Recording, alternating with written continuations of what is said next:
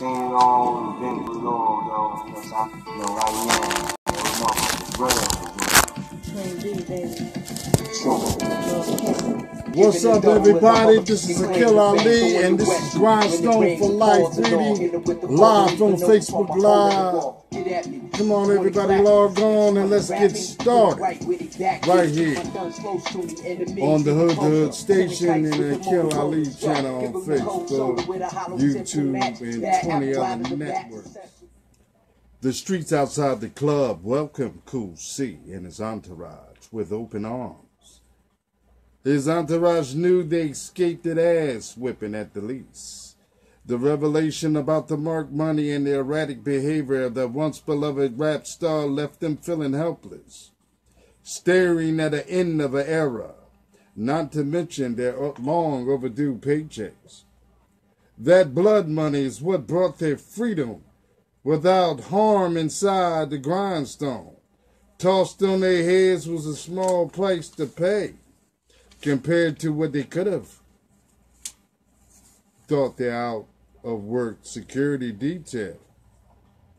Big Gene of the crew towered over the entourage with his mean demeanor looking like Chap. He's a not-so-friendly reminder that they can get their chins checked at any time, shoving them on the way up the street. Cool C's the only one that didn't know how serious his situation was getting out with their heads intact. His entourage didn't know they're protecting a guilty man, more importantly, a wanted man, running from the cops. Agent Smith, Officer Mack, was parked outside the grindstone in an unmarked police sedan. They're astonished that the club is even open. The officers felt defied. These fucking guys had the audacity, grunting Officer Mack. Officer Smith would have bet her next pay that the boss was smarter than to open the night after a raid. The boss on this guy, said Agent Smith. She's about to call for backup when Officer Mack at that very moment noticed public enemy number one, Christopher Douglas Roney, a.k.a. Cool C, leaving the club. A cop killer is a bigger concern for the agent, but she knew not to apprehend him without proper backup. The dead man walking and his entourage jumped in his black Jeep and sped away. The officers followed instead of kicking in the doors of the grindstone. Just like that, the heat was drawn away. Storm posted at the front door as usual. He's the ones that noticed the drama unfold. Immediately radio Q. Your favorite snowflake is here, he said with sarcasm, questioning the partner's decision to even open this soon in the first place. Q rushed to the front door. What here, dog? Asked the anxious boss. Storm, shocked he could even move that fast in crocodile shoes. They'd left, follow ice-cold cop killer instead of raiding us, explained Storm. He didn't understand the decisions of his friend from the 10th grade. Why? He asked. One word can convey a whole conversation between them. Money, he replied. QDZ knows to get all you can when you can. Nevertheless, Storm is convinced that Agent Smith has a serious hard-on for us. They both knew the unwritten rule: never open a day after a bus. The other clubs on the strip are afraid of Grindstone's police issues. There are many after-hour speakeasy, go-go bars, and gambling houses in a one-block radius alone, not to mention every other shady establishment throughout the city. Everybody thought they were being ballsy, threatening the entire gang. The Jamaican dancehall spot, owned and operated by the 100% Kingston rude boy by the name of T. This after hour is a favorite for partygoers who enjoy reggae, smoking the finest weed, drinking after hour alcohol. Usually no drama, just island bass. On the first floor, a Jamaican restaurant, the aroma of jerk chicken mixed with skunk weed attracted the potheads with the munchies.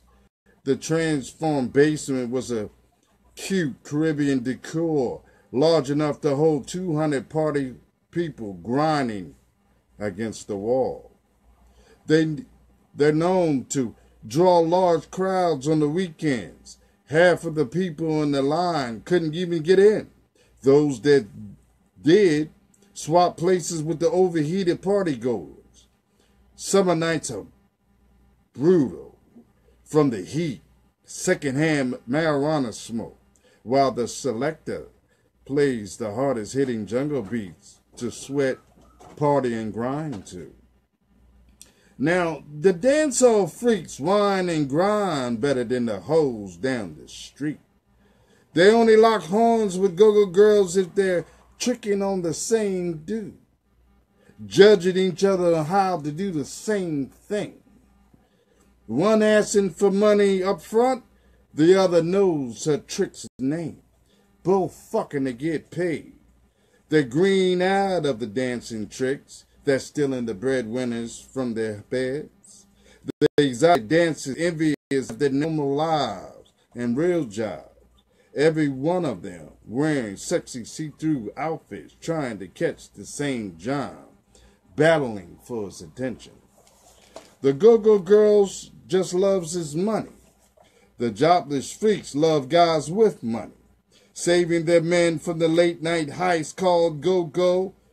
This can be an expensive habit, spending the household budget on the hoes down the street who's trying to fulfill the supply and demand of their man's freakish nature, while the ratchet freaks don't think mankind deserves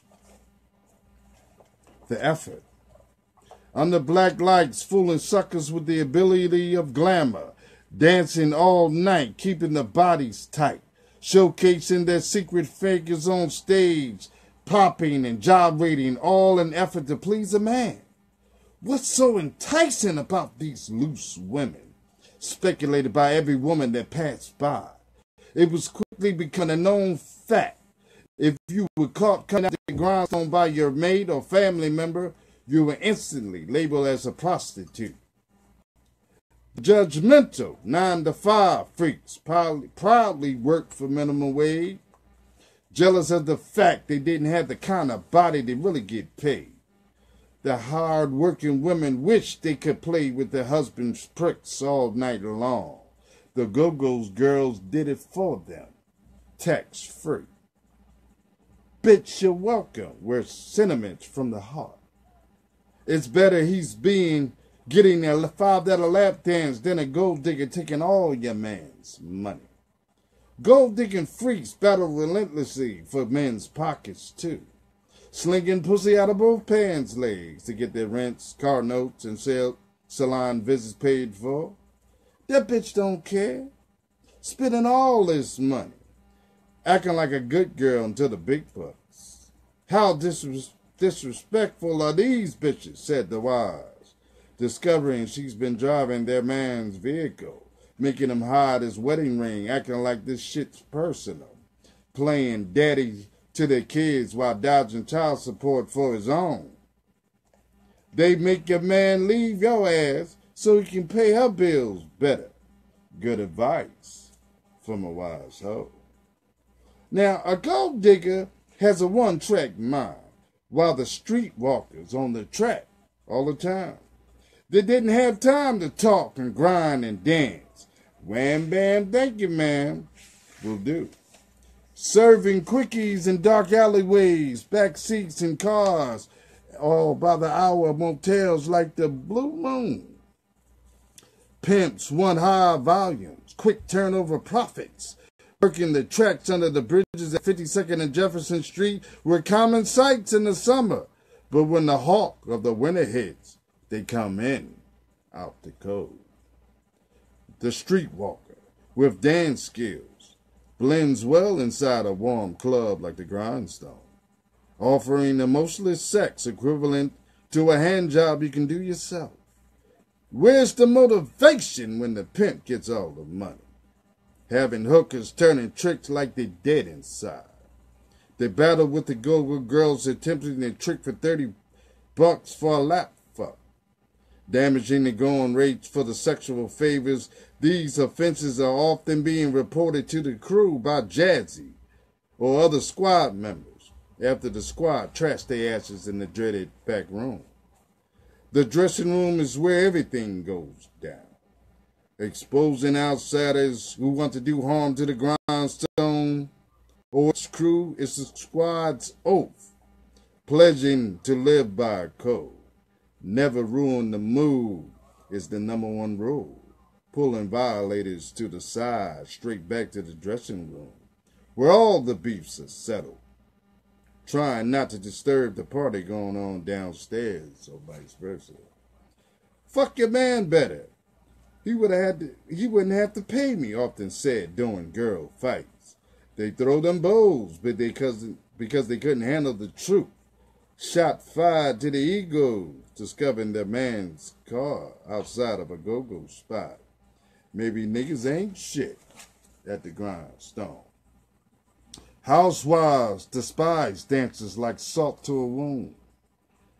The men caught patronizing the women of the night, while the wifey gives childbirth or home tied with the kids. Sexually frustrated spouses storming out their houses right into the arms of the go-go girl with flawless hairdos, caked up makeup. If you were caught stealing, that'll get your ass kicked. Justice is swift. Have security carrying them out, said Jazzy, a knockout artist from Broad Street and Erie Ave. Usually sets the tone, deciding if the dance bags get tossed or both. Trashing thieves lying on a stack of Bibles. Anything to avoid a beatdown. Streetwalkers versus Grindstone squad started over an old unpaid lap dance. A so-called pimp felt disrespected, getting cursed out by Jazzy over a $10 debt. His girls jumped to his defense. Don't touch our daddy, yelled his tricks. He refused to pay her for a lap dance. The brawling bottom bitch of the Grindstone turned down his offer to be pimped by him.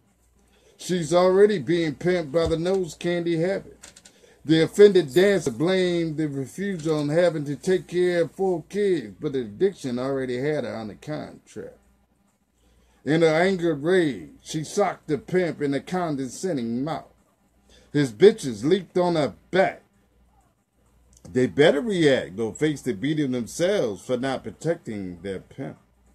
Jazzy made them pay heavily for that mistake. Precision combos are thrown by the dancing boxer from North Philly, beating 3 streetwalkers like light work on a punching bag. Their pimp watched in horror as these bitches get outmatched, then stomped out by the other dancers in the squad. The brawling Amazon from North Philly earned her stripes years ago. She didn't forget the 3-minute punching drills learned at Joe Frazier's gym on Broad Street.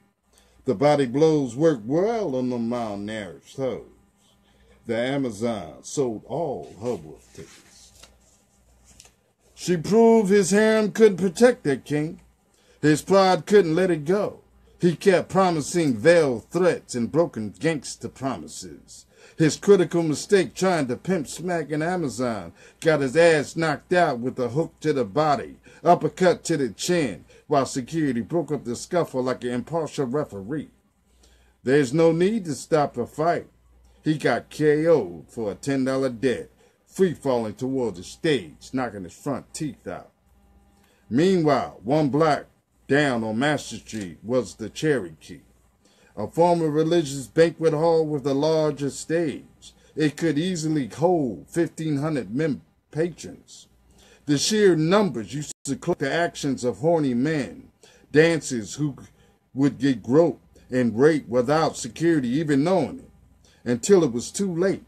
They didn't even seem to care at the Cherokee. Safety is always the #1 concern for any dancer, but at the Cherokee especially. Grindstone didn't appreciate the club's intrusion. even though they had their own clientele dance roster when they moved on the block, only charging $10 for entry while the Grindstone was trying to get $25 a head. The Cherokee hustlers are in the game to sell their real product, cocaine. The face of the club is Roscoe, a 6th Street hustler trying to take over the go-go game, charging the corner boys extra, allowing them access with their work while selling weight of his own in the back room. The married womanizer got his payback, getting shot on stage, hosting a 2-girl show by his own shitty pad. Security concerns tightened after that fiasco. James Roscoe Scott acted as paranoid as Tupac trying to figure out his own shooting. The gunman wasn't playing any games with the go-go club owner. Couldn't been a former dope boy that he betrayed, settling him up with the narcs to catch a drug case, or the disgruntled ex-security guard from Prince's Lounge on a shooting rampage, killing everybody that had something to do with his niece getting raped. Maybe it's more personal, like his wife's brother, fresh out of jail, serving revenge on his cheating brother-in-law. Could easily been the operation trying to collect on an old debt. Grindstone security versus Cherokee security never had any real beef, sharing the same threats, police, stick-ups, and of course, dancers beef. Many of them were from the same brotherhood, working celebrity personal protection details to club security for the entire city together. But after Roscoe's shooting, some questioned if their security could even protect themselves. The Grindstone enticed their dancers and patrons with a calmer atmosphere. Cherokee dancers used to come to the Grindstone for Miss B's soul food dinner platter. Savory delights reminded them of their own mother's cooking. The late nights took a toll on all the night owls that frequent both clubs. The Cherokee dancers immediately noticed that Grindstone caters to an older and calmer crowd. The staff are politer, security is always just a holler away, and they wanted in, and this would cost them a double dancing fee of $50. The crew is trying to persuade them to come dance earlier. The cutoff time for non-squad dancers was 2 a.m. or pay double. They're trying to convince Storm they just wanted to order food platters from Miss B. He wasn't hearing none of that. $50, lady, and have your ID out. Open your purse, pass your damn bag to security for suspension. Ordered Storm, knowing the weapons could be easily smuggled inside a dancer's bag. He's already knew once they saw the type of clientele the Grindstone has, they definitely will want to stay anyway. The Grindstone squad always arrives on time. Half of them live there, one time or another, resenting late dancers trying to reap the benefits of their hard labor, heating up horny crowds one lap dance at a time while the latecomers get tipped walking through the room. That dirty Cherokee cat, said the resentful G-Stone squad. Pay back for the greedy bitches arriving from across the street. A line was drawn a while ago. Grindstone versus Cherokee girls acted like rival gangs. The Cherokee squad would taint patrons against a visiting G-Stone dancer. Don't tip that bitch, would echo in their ears. Vicious lies told on them would hurt their pockets. Hating-ass rumors would shut down dates, lap dances, and tips, throwing pennies on stage for laughs. Anything to start some shit. Starting dressing room brawls and free-falls, tossing botches on the dance bag. Security must search dancers at both clubs very thoroughly. You never know when these grimy bitches. You never know with these grimy bitches. Sentiments from a G-Stone dancer, exploring new turf, discovering overlooked weapons on dancers. praying for the best while preparing for the worst. Both clubs used their beefs against them, keeping each in-house dancer roster intact, but the rival spawns many battles all over the city. The Grindstone squad represented well in nightclubs on their go-go night, defending themselves in dance battles to repping their home clubs like gang territory, battling for bragging rights and, more importantly, money thrown on stage. Winner take all, announced the Studio 37 MC Big Key. The squads love competing against one another like a freakish relay team. Best pole dancer against Grindstone's best. California likes to twirl around in a pole dance-off like a sexual acrobat, while Tupac's California Love plays during her battle set. Jennifer California Bell trained other squad members as well. They're practicing the pole just in case they get called on to defend the Grindstone's reputation. She's a great teacher, giving away trade secrets learned at the age of 16 in the Midwest. Oh yeah, exotic clubs like Spanky's in Missouri qualify teenagers erotic dancing as taxable income, giving the term "to show me state" a whole new meaning. Now Shay tried one night. The thick novice fell flat on her ass trying to twirl on the pole. The hating audience parted like the Red Sea, letting her fall hard like an unpopular rock star. Her own squad held their laughter as they collected their fallen teammate. Opposing dance crews' laughter would be silenced, challenged to a dance-off. DJ, play our shit, cued by the captain of the squad. Tupac's hit him up, will serenade the courage of the whole G-Stone squad. You copied my style? 5 shots didn't stop me. I took it aside, but I'm about to make the record straight. With my AK, I'm still the thug dancer you love to hate. Motherfucker, I hit him up. These remix anthem galvanized the squad to dust off defeat. Synchronized dance routines are battled out on stage. They called them group dance-off, resembling a roll call of gyrating who got the fattest ass twerking concerts. The initiating MC would judge the squads by the number of tips thrown on stage, rigging the competition by only tipping their squad, but the dancers knew who the real winner were. Real props got handed out in the dressing room with a handshake or a fight. The ones with lyrical rap skills battled on the mic, spitting rhymes about their home clubs, bosses, and crew, telling stories of money and swag they have, and of course, how well they bone their asses. Philadelphia female rapper Eve honed their skill visiting the Grindstone. She was destined for greatness, rapping on the mics of various go-go clubs about pain, domestic violence, and other women issues.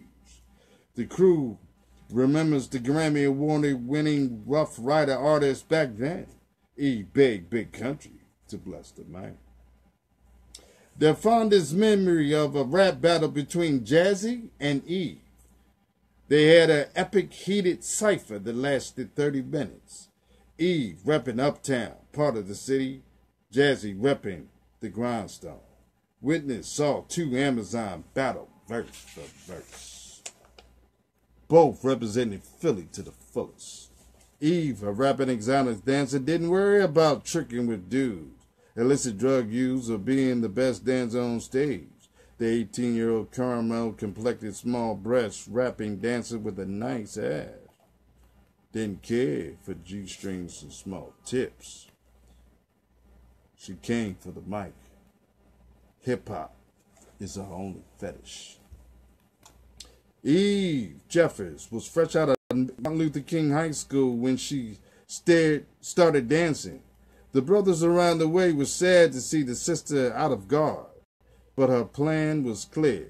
She was cultivating her persona, stage presence on go-go stages. An imaginary line separates showgirls from a girl giving a show. The talented battle rapper gave everybody a show, crushing all comers from uptown to West Philly, girls and guys. Go-go MCs who thought they had rap skills could get it too. Many of them gracefully bowed out, but joined in rap ciphers at closing time. Jazzy transforms into a thugged-out rapper, dressed in street clothes. She couldn't convey her hard rhymes in a G-string and go-go boots, rapping about how punks step up to get beat down, like a thugged-out female grand poobah from Brand New. The greatest struggle for all dancers are the stick-up dudes. Disgruntled wannabes, patrons with meager ends, jealous, play-haters plotting on dancers that tipped heavily. Sticked-up dudes would encourage their thirsty patrons to tip their target, indirectly robbing the whole club's tips collected in the target's dance bag, becoming targets in the first place by going to a go-go club solo dolo. Alone in a club with a submissive personality will definitely get you targeted. Walking the dark Philadelphia street is challenging enough as a trick when every shadow is your enemy. Salty dudes, yeah, y'all know who y'all are guys who couldn't get the pussy even if you paid double. Gossiping more than the chicks at the beauty salon, exposing dancers to their families, co-workers, and friends. How would you know I'm shaking my ass if you're not in there looking for some ass, said Callie, exposing a religious family member. Maybe they're jealous of their ex-girlfriend new hustle, flapping their gums about the lady's business, spreading mostly lies out of spite. Difference between a hoe and a bitch? Hoes fuck everybody. Bitches fuck everybody except you. Sentiments of a wise old head explaining the natural order of things. Sexual predators are always watching. One false move will get you killed. Their targets are underage dancers with fake IDs, revealing themselves as soon as they open their stupid-ass, young-ass mouths. Remix. No, aren't you my middle school teacher? Said the kid dancer, dissing her secret admirer from recess. No need to sneak in their windows at home. Predators can meet and greet them during a lap dance, a fatal move for a little girl trying to wear big girl panties. They're young soldiers in their own right, escaping from their group homes, hiding out in after-hour clubs, or living on the streets, dancing just to have something to eat, picking homelessness over incest, rape in the homes, fighting against bottom bunk violence in juvie. Growing up with pimps instead of crews is the most critical decision a young girl can make. Grindstone turns some young lives around, offering shelter and the means, looking the other way at the fake IDs, listening in their horror stories, sometimes not saying a word is enough. No judgment between them builds the trust, looking after them like play brothers, guiding them through this thing called go-go. Seemed just, but waiting for their 18th birthdays like baking cupcakes in an oven, popping cherries, wasn't their fault. Stepdaddy did that years ago. Storm and Big G's main job on the front door is to separate the men from the boys, preaching by QDZ, especially if there's too many onlookers. No dough, no show, loudly shouted in the microphone at the host. By the host, Big Country. This is a no-dough for all patrons. Paid ballers at the front, peons to the rear, chanted the host with the most. One of the guys they're tipping to have a front row seat to the show. The crew wouldn't let broke niggas breathe. Pushed to the sidewalk real quick. This ain't no free show, said MC, while security figures them out. Ladies, please wake these dicks up, said guest MC, I Ain't Lying Leon, who who expose players and pretenders. A crowd check will flush them out. Fellas, I got to have $500 on this stage. Y'all gonna see some freaky shit. The guys would collectively put up 1,000, announcing there's some ballers in this building. Pretenders saw a different show. Don't touch that ass unless you tipping that ass. And you better be eating or drinking. Boss lady, barmaid needs tips too. No sleeping during the show. Drowsy ass nigga, go home. But if we got some ballers in here, lock the door. Scream, I ain't lying, Leon. No other patrons are allowed in. Excited ballers allowed to have sex anywhere in the club. Paying, of course.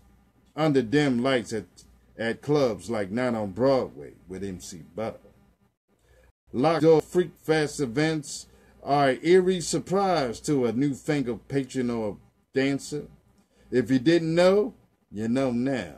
Scream the MC. Everybody and their wallets are hostage for the locked door Freakfest about to go down. Nobody in, nobody out.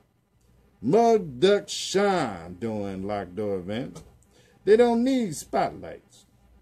The sneakier wearing raggedy hoes offered $1 dick nibbles or drops, allowing guys to ejaculate in the crack of their ass. The nasty cesspool resembling Sodom and Gomorrah behind doors. Total turnoff, said Cute Daisy. We don't do mud ducks. Not me, baby. Never like this shit.